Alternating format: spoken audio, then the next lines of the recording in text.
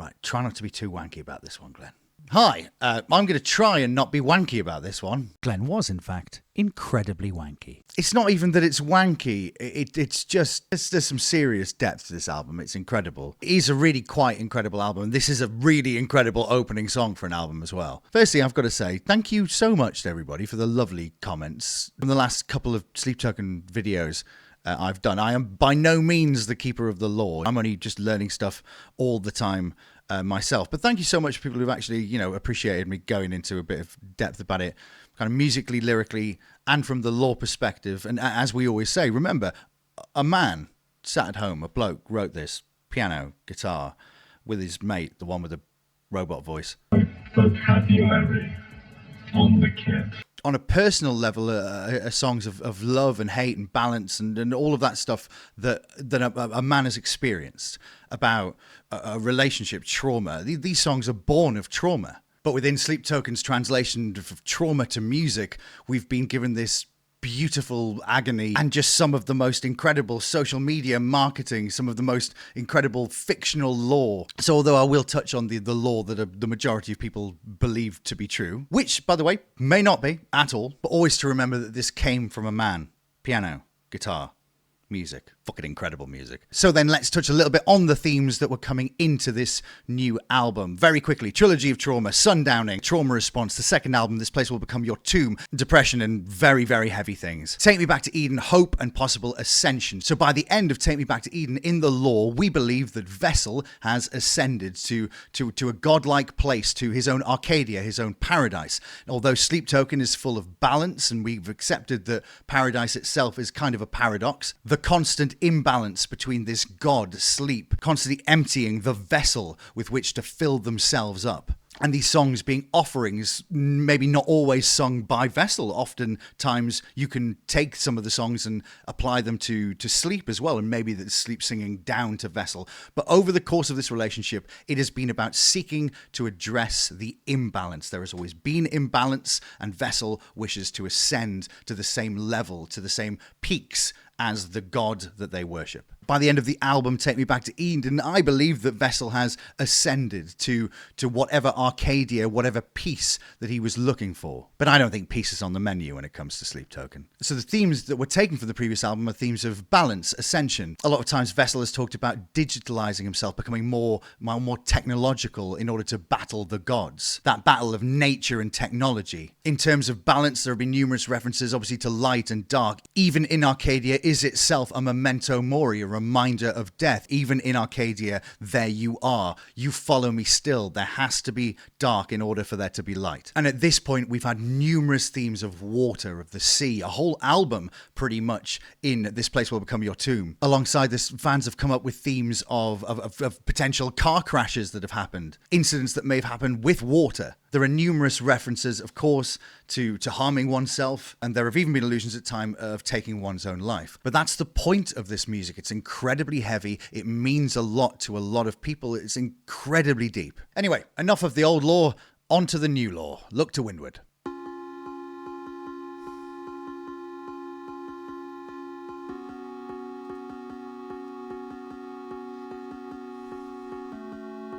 Okay, we're in 3? No, we're in 6/8. 1, 2, 3, 4. So we've got like a NES Zelda sounding. Hang on a second.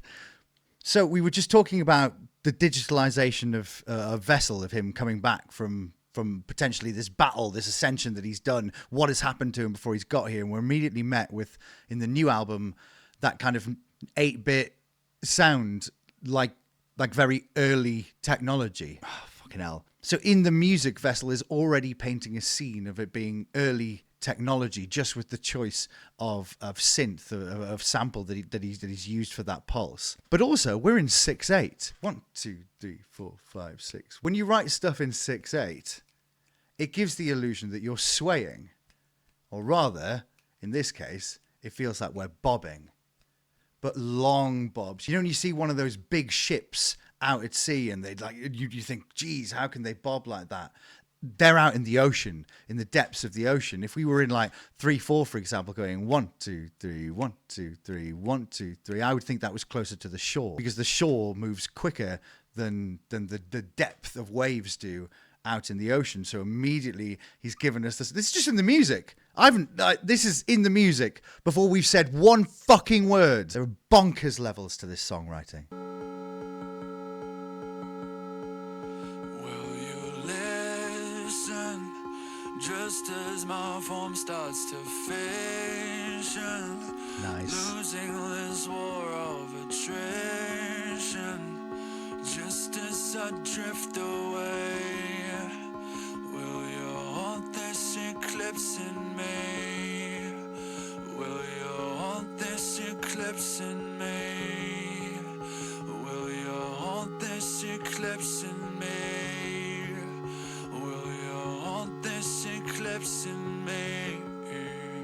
So the first thing that grabs me is the vocal production. It's not big, it's very, very tight. It's a very human voice, a very like non-digital voice. There's not auto-tune on it, there's nothing. It's a very clean mix on that vocal. To start the whole album with "Will You Listen" is a really, really powerful lyric. And losing this war of attrition just as I drift away, that idea again, are we in the sea? Are we drifting somewhere? Also, I have to remember, I am a vocal coach. I should be talking about that. I love "Will you halt this eclipse in me?" If you say the words halt and eclipse, you get that lovely flick of the tongue in there. It's really tongue heavy. Will you halt this eclipse in me? It's quite a sensual choice of wording within the lyrics, and a lot of Vessel stuff is very sensual. With the shadows longer to me than a light, yeah. Moving so slow I could die, yeah. Say you can hear me say, will you hold this eclipse in me? Will you hold this eclipse in me? Eclipse in me. Will you hold this eclipse in me? With Vessel's use of the way he's saying, will you halt this eclipse in me? It's helping with the, will you 1, 2, 3, 4, 5, 6, 2, 3. Will you halt this? It gives us like a little break in the top of the water and then coming back down to maybe being, I don't know, underneath again. Very interesting. Okay, so those are live strings. Like, those are actual cellos that have been recorded in a studio. So it's organic still. And then those are synth strings. Those are programmed. So we've got, again, that disparity between what's natural and what's technological. Also that wailing that Vessel is doing. So last year me and Lolly K went to Canada, and it was around springtime, and one of the waterfalls that we saw was frozen there, and it was thawing. And while it was thawing, there were a bunch of indigenous people from Canada, Native Americans, as in native to the Americas, and they were singing in this tone. It's not throat singing. It's been really heavily processed, obviously, on this record, but that yelping, that call to nature that we learned that it was like the calling of spring back into action, the calling of nature. Again, that's a balance of the natural and the technological, or maybe the balance of land against sea, because we've got so much, sea metaphor so far. Now I know why I woke up here on the shoreline, coughing up blood in the twilight. Everything looks the same. Back to that refrain again. This eclipse in me. Oh, we've got additional. Oh, hang on a second. Kind of droning melody in the background as well, all circling around with that. Now I know why I woke up here on the shoreline. Why does Vessel know that he woke up here on the shoreline? So often there's been this air with Vessel lyrically that he doesn't have control, that somebody else is in control, that he doesn't know why he's passive. He is the passenger. He is the body in the passenger seat. But he's coughing up blood again like he's just been through battle. But even in Arcadia, everything looks the same. Looks the same. Will you hold this eclipse in me? It's a very patient build.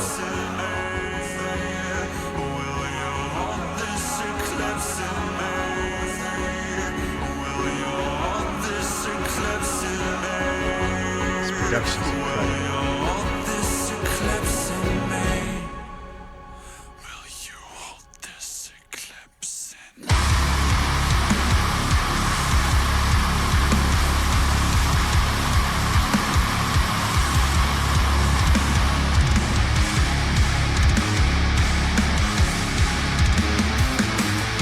oh, that's very perfect circle.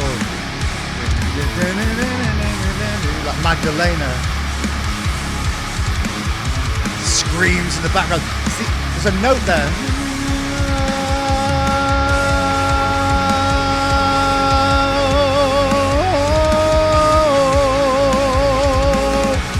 That implication of harmony. Oh.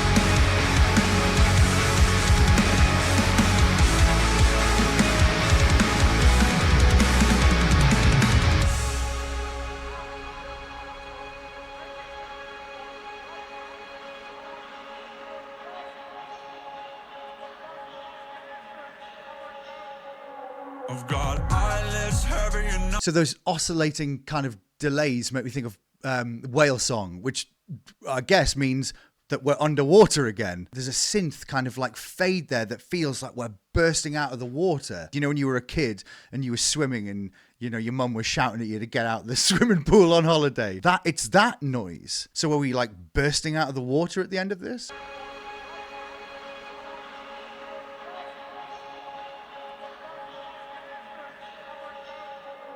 I've got eyelids heavy enough to break diamonds. You pray for sound and I pray for silence. Damn right, fate, the sarcasm. Tumours are back. Hang on. Fucking banana people! Don't come any closer or I'll smack you in the mouth! Alright, let's have it, you fucking...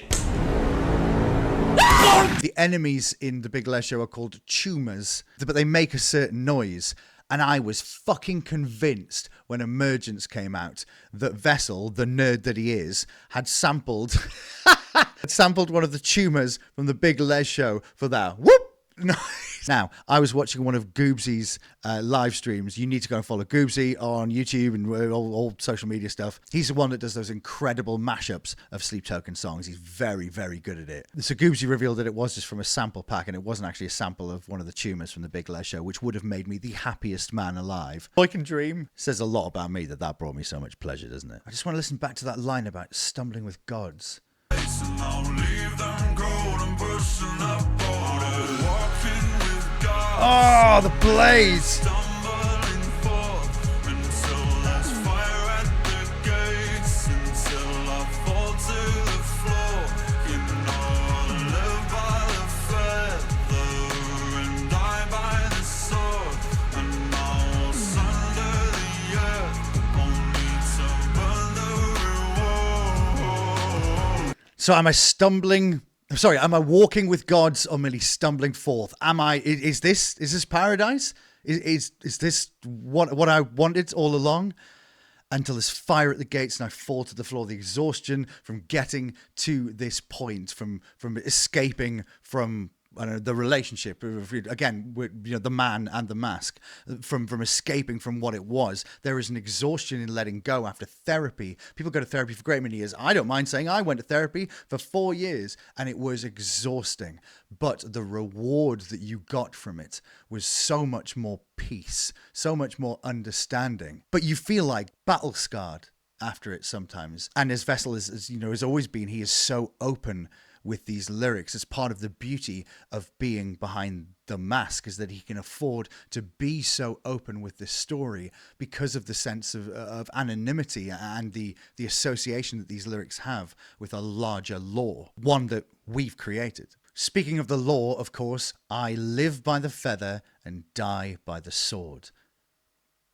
So at this point, it's the 15th of May. The album has only been out a few days, and we are currently in the midst of some word search on Apple Music where they're trying to tease something. By the time you watch this, who knows? Well done. Shit. I know. He lives by the feather. The feathered host, the cycle must end, but I die by the sword, the crossed sword of House Viridian. The house must endure. So even in the album itself, are we getting clues to how House Viridian and feathered hosts are affecting? How did we possibly affect the track listing, the theme? Is there going to be a double album? By the time you watch this, who knows? But the feather isn't just feathered host. It's been associated with quills and writing implements for years. So I live by the feather. I live by what I write. I live by the music that I create, maybe possibly the legacy that I'm leaving behind, but I die by the sword. I live by feathered host. I die by House Viridian. Fuck. And don't even touch me. This is one of my favorite lyrics from the whole album. I will sunder the earth only to burn the reward. I will tear the earth apart. I will rip it in half. I will raise the world to the ground only to fuck it up in the end. Only to throw away or be unable to see the value in the reward that I get for the work that I've done. We're going to touch on imposter syndrome in another video, but not today. And that lyric is fucking beautiful. Also, let's not discount, as well as the lyrics, the incredible musical landscape that's being created. You can imagine now with those bells happening in the background. If you listen back, there's bells chiming as he sings the lyrics. I'm walking with gods on merely stumbling forth. I can imagine this kind of soaking warrior kind of dragging a sword behind them, like something from Lord of the Rings, while these bells toll. Because bells have real significance. They make us think of weddings, but they also make us think of coronations, of regality. So those bells echoing all around Vessel as he drags this sword soaking from the battle after he's been washed up on the shoreline is a really fucking powerful visual.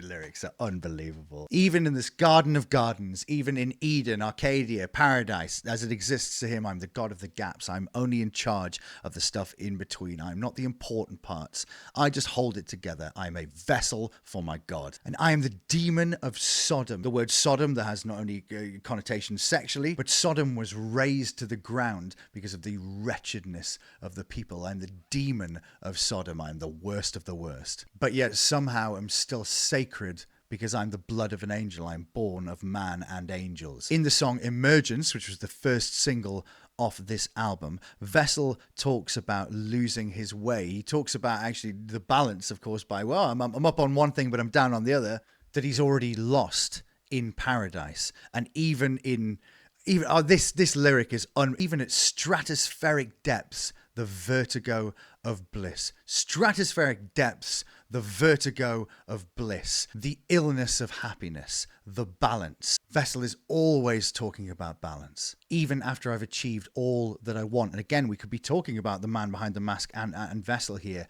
Even after I've got all of this, there has to be darkness. There has to be something to offset the pleasure. There can be no Arcadia. There can be no true paradise because even in Arcadia, you are still there.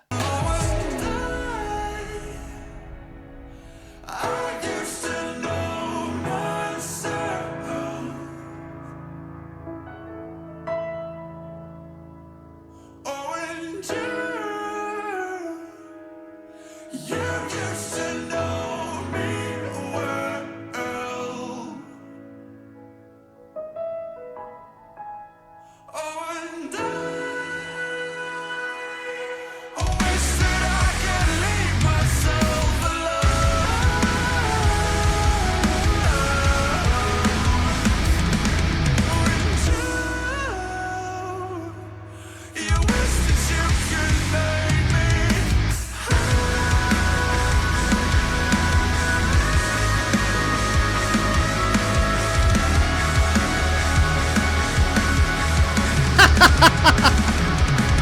I know that there are a huge amount of effects that Vessel chooses to use on his voice artistically, but that is a mixed voice. By not a full falsetto, that still has resonance in it from slightly from the chest. It's mainly head resonance, but that's a mixed voice going all the way up to that note. That's phenomenal range. I really like the connotations of the line, "I wish that I could leave myself alone." Immediately, 3 things come to mind when I think of that line. First one has kind of like sexual connotations. When you play with yourself, we all know what you're doing. But there is also this phrase, getting in the way of yourself, stopping yourself from having fun, stopping yourself from having joy, being the reason that you are not allowing yourself. Again, going back to that therapy route, sometimes people need to go through that in order to understand that actually they are allowed to feel joy. They are allowed to feel happy. And the third one, I suppose, is the most dark of that, I can't leave myself alone. I can't stop doing things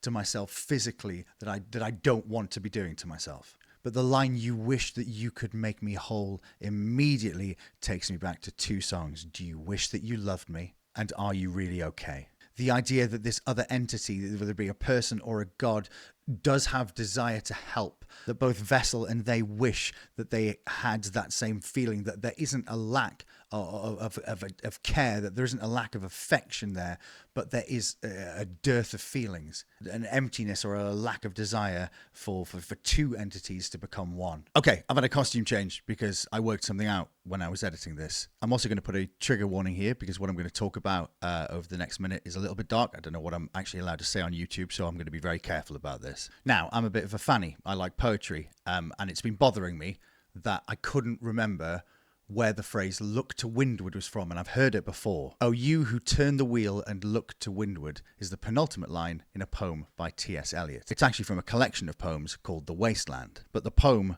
that the line "look to windward" is from is called Death by Water. And not only that, but if you go to the Poetry Archive website and search for this poem, at the top of the page is Eliot reading his own poem. Death by water.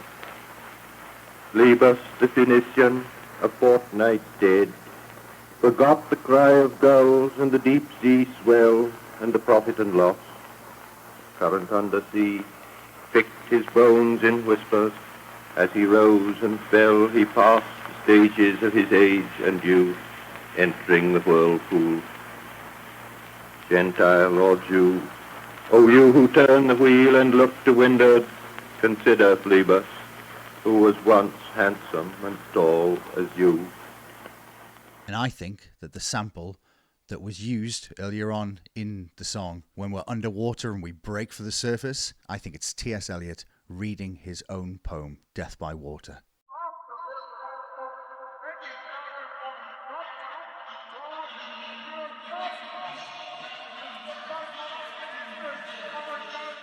Now, this immediately made me think of something else that I've been toying with for a while. My favourite singer of all time is Jeff Buckley. I was absolutely obsessed with him when I was a young musician, a young singer, but I don't think I was the only one. Jeff Buckley walked himself into the Wolf River at 30 years old in Memphis and never came back. Jeff Buckley's fingerprints lyrically and particularly vocally, with that high soaring falsetto and that mixed voice that Vessel uses so often, there is obvious homage to Buckley in this music. But the reason why this makes me a little bit sad is because a young man wrote these songs. This kid, piano, guitar.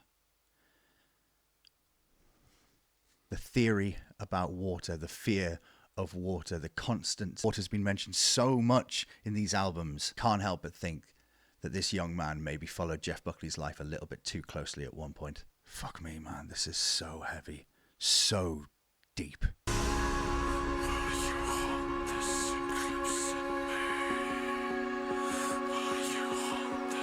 We're back in 6/8.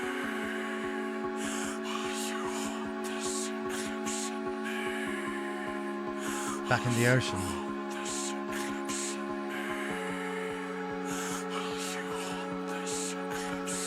It's just unsettled. Even the melody against the music isn't. It's musical, but we're off kilter. We're not settled.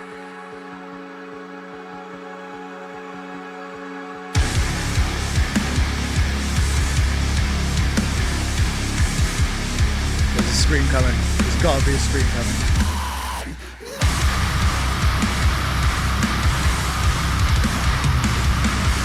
That is full glottal fry.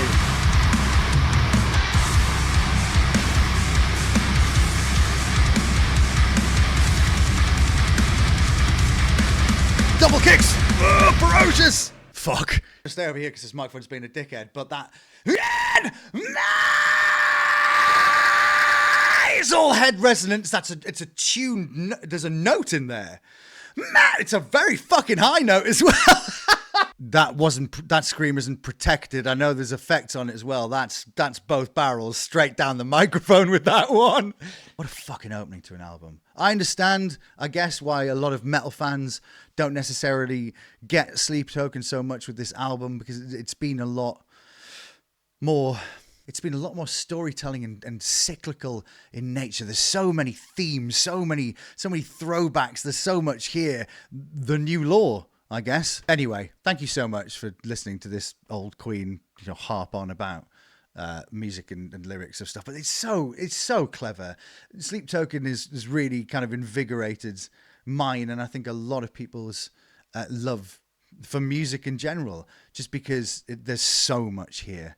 There's so much depth to this, and even outside of the music itself, the games that they set us up playing on Apple Music, or the runes, or the clues, and all of these fantastic things that they've done to promote. Fair play as well to the marketing team for how much work they've done on this. There is another song on this album, on Even in Arcadia, that is directly linked to this one. I'm going to be covering that next. What a tremendous time to be a Sleep Token fan. Thank you so much for watching, guys. Of course, like, subscribe, all that stuff. Free range humans, do what you want, not your mum. But it does go incredibly appreciated. And to be honest, because of the response of that last one, that's kind of why I'm continuing to do these now, because, there's a lot to chip away at here. There's so much to dig into lyrically and musically. So, next time, Infinite Baths. Strap in for that one, folks. That's going to be heavy. I'll see you next time.